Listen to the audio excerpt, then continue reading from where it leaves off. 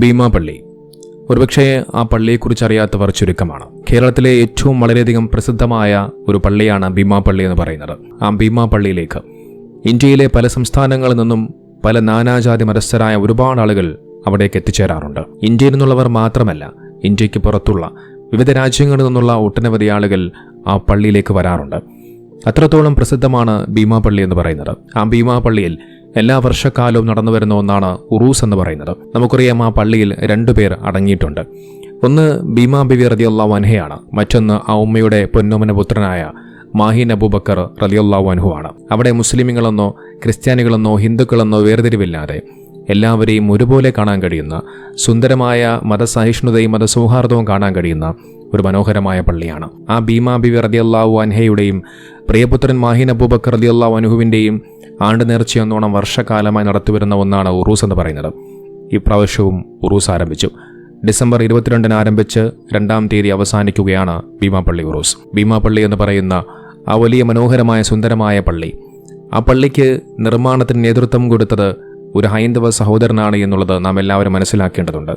അദ്ദേഹത്തിനെ കുറിച്ച് പറയേണ്ടതില്ല. ഞാൻ തന്നെ പലപ്പോഴും എൻ്റെ മെയിൻ ചാനലിൽ അദ്ദേഹവുമായി ബന്ധപ്പെട്ടുകൊണ്ട് പല വീഡിയോകളും ചെയ്തിട്ടുള്ളതാണ്. ഗോവിന്ദ ഗോപാലകൃഷ്ണൻ എന്ന് പറയുന്ന ഒരു സഹോദരൻ, അദ്ദേഹമാണ് ഈ പള്ളിക്ക്, ഈ മനോഹരമായ ഭീമാപള്ളിക്ക് അതിൻ്റെ നിർമ്മാണത്തിനായി നേതൃത്വം കൊടുത്തത്. വർഷങ്ങൾക്ക് മുമ്പ് ഭീമാപള്ളിയിലെ നല്ലവരായ നാട്ടുകാർ അവർ സ്വരൂപിച്ച പൈസയും അതോടൊപ്പം പുറത്തുനിന്ന് കിട്ടിയ പല സഹായങ്ങളും ഒക്കെ സ്വരൂപിച്ചു കൂട്ടി ഒരു പള്ളി നിർമ്മാണത്തിനായി തയ്യാറെടുക്കുമ്പോൾ അതിന് നേതൃത്വം കൊടുത്തത് ദേശീയ തലത്തിൽ ദി മോസ്ക് മാൻ എന്നറിയപ്പെടുന്ന ഗോവിന്ദ ഗോപാലകൃഷ്ണനായിരുന്നു. ഒരുപക്ഷെ അദ്ദേഹത്തിനെ കുറിച്ച് അറിയാത്തവർ ചുരുക്കമാണ്. ഭീമാപള്ളി മാത്രമല്ല, പാളയം പള്ളിയും കടുവയിൽ പള്ളിയും ഒക്കെ, അങ്ങനെ ഇന്ത്യയിൽ അങ്ങോളം ഇങ്ങോളം 100 കണക്കിന് വരുന്ന പള്ളികൾ നിർമ്മിക്കാൻ അദ്ദേഹത്തിന് സാധിച്ചു എന്നുള്ളതാണ്. ഭീമാപള്ളി നിർമ്മാണം നടത്തുന്ന സമയത്ത് അദ്ദേഹത്തിന് ദൈവികമായ ചില അനുഭവങ്ങൾ ഉണ്ടായിട്ടുണ്ട് എന്നും അദ്ദേഹം പറഞ്ഞു വെക്കുന്നുണ്ട്. ഖുറാനിനെയും ഭഗവത്ഗീതയും ബൈബിളിനെയും എല്ലാം ഒരുപോലെ ആദരിക്കുകയും ബഹുമാനിക്കുകയും ചെയ്തുകൊണ്ട് അദ്ദേഹം ഇപ്പോഴും അത് വീട്ടിൽ സൂക്ഷിച്ചിരിക്കുകയാണ്. മാത്രമല്ല, 3.5 പതിറ്റാണ്ടായി എല്ലാ വർഷത്തിലും റമളാൻ മാസമാകുമ്പോൾ ഈ മനുഷ്യൻ മുടങ്ങാതെ നോമ്പ് നോൽക്കാറുണ്ട്. വിശുദ്ധ ഖുറാനിന്റെ മഹത്വങ്ങൾ പഠിക്കുകയും അത് മനസ്സിലാക്കുകയും ഞാൻ കണ്ട ഖുറാൻ എന്ന പേരിൽ ഈ മഹാമനുഷ്യൻ ഒരു പുസ്തകവും തയ്യാറാക്കി. നോക്കി, എന്ത് നല്ല മനുഷ്യനാണ് അദ്ദേഹം. അദ്ദേഹത്തിന്റെ മനസ്സിൽ മതവർഗീയതയും വിദ്വേഷവും ഇല്ലാത്തതുകൊണ്ടാണ് അദ്ദേഹത്തിന് ഇത്തരത്തിലുള്ള മനോഹരമായ പ്രവർത്തനങ്ങൾ ചെയ്യാൻ സാധിക്കുന്നത്. അദ്ദേഹത്തിന്റെ പിതാവിന്റെ പാത പിന്തുടർന്നുകൊണ്ടാണ് അദ്ദേഹവും ഈ മനോഹരമായ പ്രവർത്തനങ്ങൾക്ക് നേതൃത്വം കൊടുക്കുന്നത്. പലപ്പോഴായി ഇദ്ദേഹം ഭീമാപള്ളിയിലേക്ക് സന്ദർശനം നടത്താറുണ്ട്. അദ്ദേഹത്തിന്റെ ഓർമ്മകൾ അദ്ദേഹം പങ്കുവെക്കാറുണ്ട്. നമുക്കറിയാം, മസ്ജിദ് എന്ന് പറയുന്നത്, പള്ളികൾ എന്ന് പറയുന്നത് അത് അള്ളാഹുവിൻ്റെ ഭവനങ്ങളാണ്.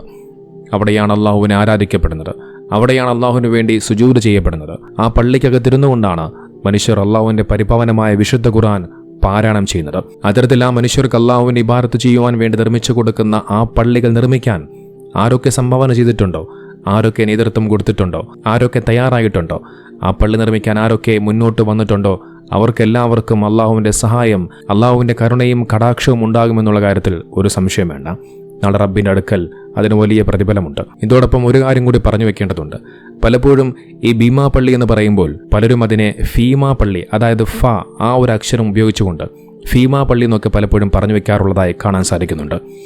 യഥാർത്ഥത്തിൽ അത് ഫീമാ പള്ളിയല്ല, ഫ അല്ല, നേരെ മറിച്ച് ഭീമാ പള്ളിയാണ്, അതായത് ബ ആണ്.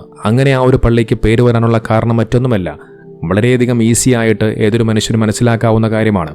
കാരണം അവിടെ അടങ്ങിയിരിക്കുന്നത് ഭീമാ ബീവി റളിയല്ലാഹു അൻഹയും പ്രിയപുത്രൻ മാഹിൻ അബൂബക്കർ റളിയല്ലാഹു അൻഹുമാണ്. ആ ഉമ്മയുടെ പേര്, അതായത് ഭീമ എന്ന് പറയുന്ന ആ പേര് കൊണ്ട് തന്നെയാണ് ഭീമാ പള്ളി എന്ന് പേര് വരാൻ കാരണം. എന്നാൽ നേരെ മറിച്ച് ചില ആളുകൾ അത് ടൈപ്പിംഗ് മിസ്റ്റേക്ക് കൊണ്ടാണെന്നറിയില്ല, അല്ലെങ്കിൽ തെറ്റിദ്ധരിച്ചു വച്ചിരിക്കുന്നത് കൊണ്ടാണെന്നറിയില്ല, പലപ്പോഴും ഈ ഭീമാ പള്ളിയെ ഫീമാ പള്ളി എന്ന് പലപ്പോഴും പറഞ്ഞു വയ്ക്കാറുണ്ട്. അതുകൊണ്ട് ഇത്തരമൊരു കാര്യം എല്ലാവരും പ്രത്യേകമായി ശ്രദ്ധിക്കേണ്ടതുണ്ട്. നമ്മൾ ഈ ഫീമാ പള്ളി എന്നൊക്കെ പലപ്പോഴും ഇത്തരം പദപ്രയോഗങ്ങൾ ഉപയോഗിക്കുമ്പോൾ, അതറിഞ്ഞുകൊണ്ടോ അറിയാതെയോ ഇത്തരം കാര്യങ്ങൾ നമ്മൾ പറഞ്ഞു വയ്ക്കുമ്പോൾ അതിനെ പലപ്പോഴും ഇസ്ലാമിക വിരുദ്ധർ മുതലാക്കുന്നൊരു കാഴ്ചയാണ് കാണാൻ കഴിയുന്നത്. ഞാനത് പറയാൻ കാരണം, വർഷങ്ങൾക്ക് മുമ്പ് ഒരു സംഖ്യയായ ഒരു സ്ത്രീ ഇത്തരത്തിൽ ഭീമാപള്ളിയുമായി ബന്ധപ്പെട്ടുകൊണ്ടൊരു പോസ്റ്റ് ഇട്ടിരുന്നു. ഞാൻ ആ ഒരു പോസ്റ്റ് ഞാനൊന്ന് വായിക്കാം. ഇത് തിരുവനന്തപുരം ഭീമാപള്ളി പണ്ട് കാലത്ത് ഹിന്ദുക്കൾ മാത്രമായി താമസിച്ചിരുന്ന നാട്. അവിടേക്ക് ഇസ്ലാം മതം വരികയും ഹിന്ദുക്കളെ ഉന്മൂലനം ചെയ്യുക, അല്ലാത്തവരെ മതം മാറ്റുക ചെയ്തു. ആ നാട് ഇസ്ലാം മത വിശ്വാസികളുടെ നാടായി. ഇത് ഞാൻ പറഞ്ഞതല്ല, അവിടത്തെ ഭീമാപള്ളിയുടെ ചരിത്രം പറയുന്ന ബുക്കിൽ തന്നെയുണ്ടത്. ഭീമാപള്ളി കോമ്പൗണ്ട് ബുക്ക് സ്റ്റാളിൽ നടത്തുന്ന കടയിൽ നിന്ന് വാങ്ങിയ ബുക്കിൽ സംശയമുള്ളവർക്ക് അവിടെ പോയി ആ ബുക്ക് വാങ്ങി വായിച്ചു നോക്കാം. ഈ ഭീമാപള്ളി പണ്ട് ഭീമന്റെ ക്ഷേത്രം മറ്റോ ആണെന്ന് ആയിക്കൂടാതിരിക്കില്ല. നോക്കൂ, എന്തുമാത്രം പച്ചനുണയാണ് സമൂഹമാധ്യമങ്ങളിലൂടെ ഭീമാപള്ളിയെക്കുറിച്ച് ഈ സ്ത്രീ പറഞ്ഞു വെക്കുന്നത്. നോക്കൂ, ഭീമാപള്ളിയുടെ ചരിത്രം ഏതൊരു വ്യക്തിക്കും അറിയാവുന്ന കാര്യമാണ്. നോക്കൂ, ഇസ്ലാമിക പ്രബോധനത്തിനായി നൂറ്റാണ്ടുകൾക്ക് മുമ്പ് സൗദി അറേബ്യയിൽ നിന്നും തിരുവല്ലം എന്ന് പറയുന്ന പ്രദേശത്ത് എത്തിയവരായിരുന്നു ഭീമാ ബിവി റളിയല്ലാഹു അൻഹയും മകൻ മാഹിൻ അബൂബക്കർ റളിയല്ലാഹു അൻഹു.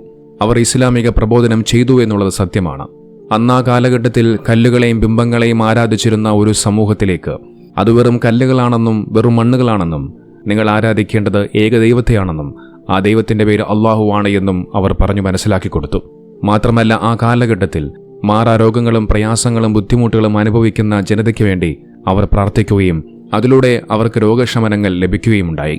നമുക്കറിയാം, ആ കാലഘട്ടത്തിൽ ഉണ്ടായിരുന്നത് ജാതിയുടെയും വർഗത്തിന്റെയും വർണ്ണത്തിന്റെയും പേരിൽ വലിയ രീതിയിൽ വിവേചനം നേരിടുകയും അതിലൂടെ വലിയ പ്രയാസങ്ങൾ നേരിടുകയും ചെയ്ത മനുഷ്യരായിരുന്നു. ആ മനുഷ്യർക്കിടയിലാണ് സമത്വവും സ്നേഹവും സാഹോദര്യവും പറഞ്ഞുകൊടുത്തുകൊണ്ട് ഇസ്ലാമിന്റെ മഹത്വം, ആ മഹത്വങ്ങൾ പറഞ്ഞു മനസ്സിലാക്കി കൊടുക്കുകയും അതിലൂടെ നിരവധി ആളുകൾ ഇസ്ലാമിലേക്ക് കടന്നുവരികയും ചെയ്തു.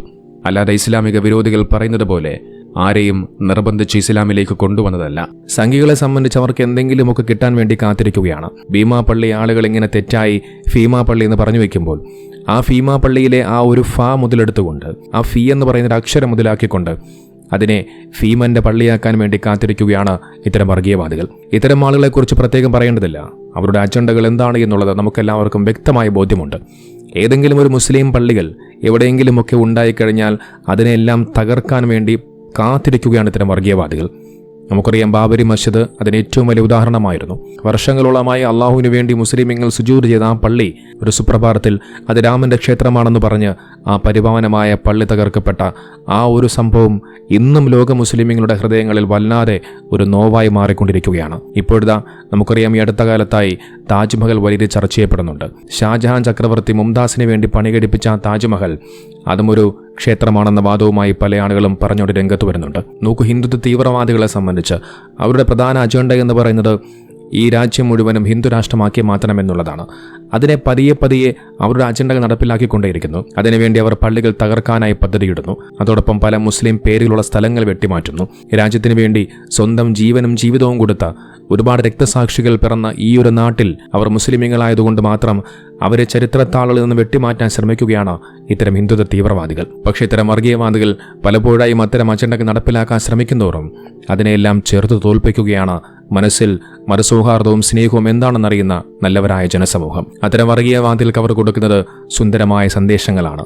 മതസൗഹാർദ്ദത്തിന്റെയും സ്നേഹത്തിന്റെയും സന്ദേശങ്ങളാണ്. ഇവിടെ ഞങ്ങളെല്ലാവരും ഒന്നാണ്, ഒറ്റക്കെട്ടാണ് എന്നുള്ള സുന്ദരമായ സന്ദേശം കൊടുത്തുകൊണ്ട് ആ വർഗീയവാദികളുടെ പല അജണ്ടകളെയും അവർ തകർത്ത് തരിപ്പണമാക്കുകയാണ്. ഇത്തരത്തിൽ നല്ലവരായ സഹോദരങ്ങൾ നമ്മുടെ നാട്ടിലുള്ള കാലത്തോളം ഒരു വർഗീയവാദികളുടെയും അജണ്ടകൾ ഇവിടെ നടക്കാൻ പോകുന്നില്ല.